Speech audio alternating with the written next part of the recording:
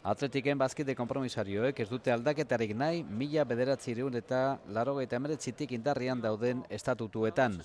Edo behintzat ez zuzendaritza batzak proposatutako aldaketak. Atzo iritzia eman zuten bazkide gehienak kontra agertu ziren, ez daude konforme konpromisarioak aukeratzeko erarekin.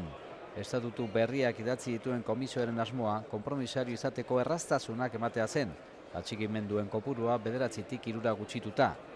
Presidente gai izateko atxikimenduak jasotzeko era eta epea ere ez dira konpromisarioen gustukoak izan.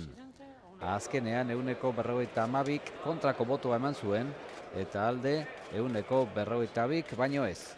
Urrutia presidenteak onartu zuen ez dutela asmatu estatutu berriak bazkidei helarazteko orduan. Ez dugu igarri planteamendu bat egiten eta beti izaten dugu asamblada soberana dela. Konpromisarioek kesu agertu ziren informazio faltagatik eta gardentasunik ezagatik. Komisioko kideek barkatzeko eskatu zuten, baina ez zela euren erruz izan argudiatuz. Pero hemos cometido un error. Si el motismo se refiere, como has dejado entrever,